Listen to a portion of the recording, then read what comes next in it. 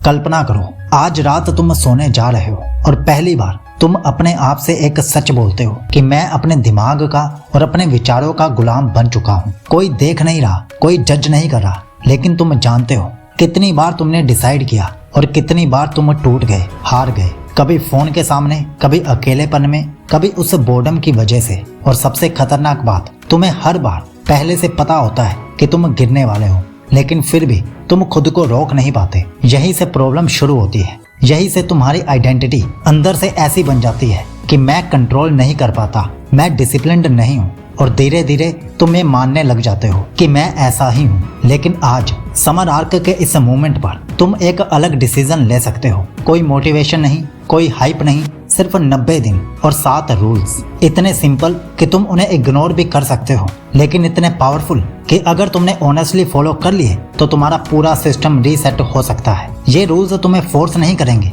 ये तुम्हें आईना दिखाएंगे कि तुम कहाँ फॉल करते हो और क्यों फॉल करते हो। और अगर तुमने इस वीडियो को एंड तक जेन्युइनली समझ लिया तो शायद पहली बार तुम खुद से लड़ना बंद कर दोगे और खुद को कंट्रोल करना शुरू कर दोगे। तो शुरू करते हैं रूल नंबर 1 के साथ। ट्रिगर से पहले ही गेम खत्म कर दो। सबसे बड़ी गलती क्या होती है? लोग फाइट करते हैं जब आग आ चुका होता है, लेकिन सच क्या है, अगर आग आ गया तो तुम ऑलरेडी लेट हो चुके हो। क्योंकि हर रिलैप्स शुरू होता है किसी बड़े एक्शन से नहीं, एक छोटे से ट्रिगर से। वो ट्रिगर क्या हो सकता है? फोन खोलना बिना रीजन के, रैंडम स्क्रॉल करना, लेट नाइट अकेले रहना, जब बस माइंड में आया एक हल्का सा थॉट। शुरुआत में ये सब हार्मलेस लगता है, बस 2 मिनट, बस थोड़ा देख लेते हैं। लेकिन यहीं से चेन शुरू होती है। एक ट्रिगर, एक थॉट, एक इमेजिनेशन, और फिर तुम उसी जगह पहुंच जाते हो जहां नहीं जाना था। अब यहाँ स्मार्ट लोग क्या करते हैं? वो आग से नहीं लड़ते, वो ट्रिगर को ही एंटर नहीं होने देते। मतलब अगर तुम्हें पता है कि रात को 11 बजे के बाद तुम कमजोर पड़ जाते हो तो तुम 11 बजे के बाद फोन ही नहीं उठाओगे। अगर तुम्हें पता है कि रील्स तुम्हें खींचती हैं तो तुम ऐप ओपन ही नहीं करोगे। ये वीकनेस नहीं है, ये अवेयरनेस है। क्योंकि कंट्रोल का मतलब ये नहीं है कि तुम आग के बीच खड़े रहो और जलो नहीं। कंट्रोल का मतलब है तुम आग के पास ही मत जाओ। और जैसे ही तुम ये समझ जाते हो, तुम्हारी 50% प्रॉब्लम वहीं पर खत्म हो जाती है। लेकिन माइंड इतना सिंपल नहीं है, क्योंकि अगली बार वो तुम्हें ट्रिगर नहीं देगा, वो तुम्हें कन्विंस करेगा। और यहीं से शुरू होता है रूल नंबर 2, माइंड से डील करो, उसकी बातों में मत आओ। अब नेक्स्ट लेवल प्रॉब्लम शुरू होती है। अब माइंड तुम्हें फोर्स नहीं करेगा, वो तुम्हें समझाएगा। तुम्हारे दिमाग में एक आवाज आएगी, आज मूड ऑफ है, थोड़ा रिलैक्स कर लेते हैं। खुद पर इतने बंधन लगाने की जरूरत नहीं है। और ये डेंजरस क्यों है? क्योंकि ये गलत नहीं लगती, ये लॉजिकल लगती है। तुम फाइट नहीं कर रहे होते, तुम कन्विंस हो रहे होते हो। और यहीं पर लोग हार जाते हैं, क्योंकि उन्हें लगता है मैंने खुद डिसीजन लिया है। लेकिन सच में ये डिसीजन तुमने नहीं, तुम्हारे माइंड ने लिया है। तो इसका सोल्यूशन क्या है? हर थॉट पर ट्रस्ट करना बंद करो। जब भी माइंड तुम्हें रीजन दे, तुरंत एक्शन मत लो। बस 10 से 20 सेकंड रुक जाओ, ऑब्जर्व करो कि ये मैं डिसाइड कर रहा हूँ या मेरा वही पुराना वाला पैटर्न मुझे वापस खींच रहा है। और जैसे ही तुम ये गैप क्रिएट कर देते हो, माइंड का कंट्रोल टूटने लगता है। क्योंकि अब तुम रिएक्ट नहीं कर रहे, तुम कॉन्शियसली चूज कर रहे हो। लेकिन माइंड हार मानने वाला नहीं है। अब वो तुम्हें कन्विंस नहीं करेगा, अब वो तुम्हें थकाएगा। और यहीं पर आता है रूल नंबर 3, विल पावर पर नहीं, सिस्टम पर चलो। सबसे बड़ा इल्यूजन क्या है? मैं स्ट्रॉन्ग बन जाऊंगा तो सब कंट्रोल हो जाएगा। लेकिन रियलिटी क्या है? विल पावर टेम्परेरी होती है। सुबह स्ट्रॉन्ग, शाम तक कमजोर। और तुम्हारा माइंड यही वेट करता है कि तुम कब थक जाओ। इसलिए अगर तुम हर बार विल पावर से लड़ोगे तो तुम इवेंचुअली हारोगे। तो स्मार्ट लोग क्या करते हैं? वो सिस्टम बनाते हैं। मतलब तुम्हें सोचना ही ना पड़े। जैसे फोन से अननेसेसरी ऐप्स हटा देना, नाइट रूटीन फिक्स कर देना, अलोन टाइम को प्रोडक्टिव चीज से रिप्लेस कर देना, ताकि डिसीजन लेने की जरूरत ही कम हो जाए। क्योंकि जितने ज्यादा डिसीजंस, उतनी ज्यादा चांसेस ऑफ फेलियर्स। और जब तुम्हारा एनवायरनमेंट क्लीन हो जाता है तो माइंड ऑटोमेटिकली काम हो जाता है। तुम फाइट नहीं कर रहे होते, तुम फ्लो में होते हो। लेकिन एक चीज अभी भी बाकी है, क्योंकि कभी कभी सिस्टम परफेक्ट होने के बाद भी तुम गिर जाते हो।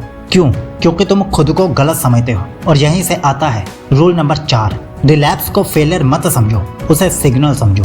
जब भी तुम स्लिप करते हो, पहला रिएक्शन क्या होता है? गिल्ट, फ्रस्ट्रेशन, मैं कभी नहीं बदल सकता वाली फीलिंग। और यही सबसे बड़ा नुकसान होता है, क्योंकि तुम एक्शन से नहीं, गिल्ट से टूटते हो। तुम सोचने लगते हो अब तो सब खराब हो गया, अब कल से शुरू करूंगा। और ये कल कभी नहीं आता। लेकिन सच क्या है? रिलैप्स फेलियर नहीं है, वो फीडबैक है। वो तुम्हें दिखाता है कि तुम कहाँ वीक पड़े, किस सिचुएशन में गिरे, कौन सा ट्रिगर मिस हुआ।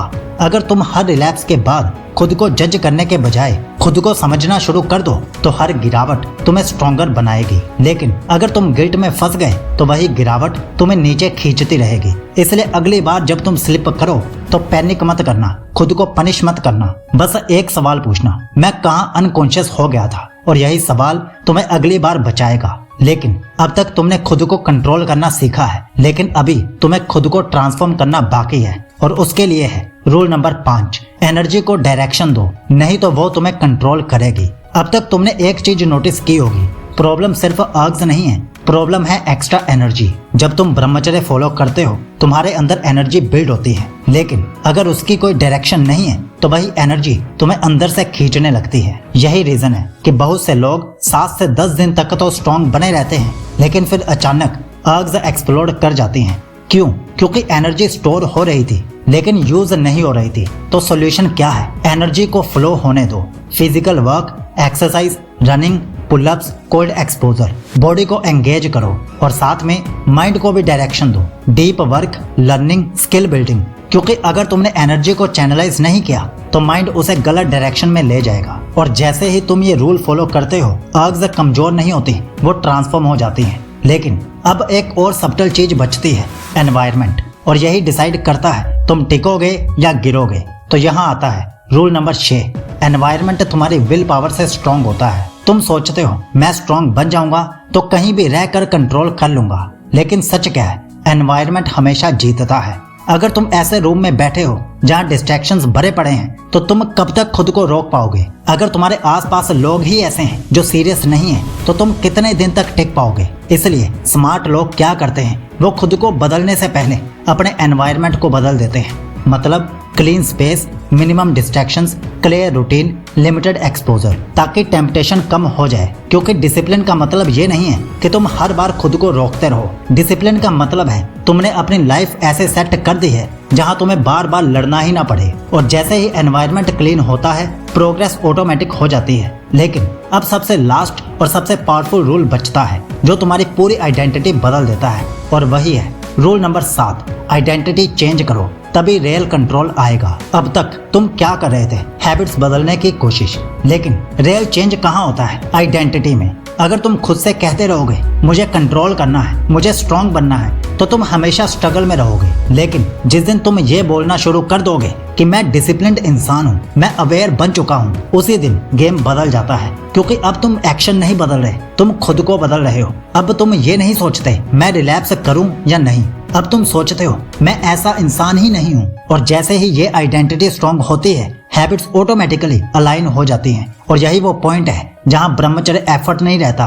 वो तुम्हारा नेचर बन जाता है। अब एक बात ईमानदारी से समझ लो, ये 7 रूल सिंपल हैं लेकिन इजी नहीं है। 28 दिन, 30 दिन या 90 दिन ये तुम्हें टेस्ट देंगे, लेकिन रियल ट्रांसफॉर्मेशन कंसिस्टेंसी से आता है। और अगर तुमने इन रूल्स को सीरियसली लिया तो तुम ऑलरेडी बाकी लोगों से आगे हो। लेकिन असली सवाल ये है, क्या तुम यहीं पर रुक जाओगे या इसे नेक्स्ट लेवल पर ले जाओगे? इमेजिन करो अगर तुमने यही डिसिप्लिन, यही अवेयरनेस, सही रूटीन्स के साथ पूरे 100 दिनों तक मेंटेन रखा तो क्या होगा? तुम्हारा फोकस अलग लेवल पर होगा, तुम्हारा माइंड शांत हो जाएगा, और सबसे बड़ा फायदा तुम खुद को रिस्पेक्ट करना शुरू कर दोगे। और इससे बड़ी बात कुछ नहीं हो सकती। इसलिए डिस्क्रिप्शन और पिन कमेंट में तुम्हें 100 डेज ब्रह्मचर्य ट्रांसफॉर्मेशन प्रोग्राम मिल जाएगा, जिसमें तुम्हें 14 स्टेप बाय स्टेप ब्रह्मचर्य रूटीन्स मिलेंगी जो तुम्हें डेली गाइड करेंगी। क्योंकि अकेले विल पावर से नहीं, सही सिस्टम से ट्रांसफॉर्मेशन आता है। अब डिसीजन तुम्हारा है, क्या तुम सिर्फ सुनने वाले हो या करने वाले हो? अगर सच में तैयार हो तो कमेंट में लिखो 90 डेज चैलेंज एक्सेप्टेड। आपका ब्रह्मचर्य शुभ हो।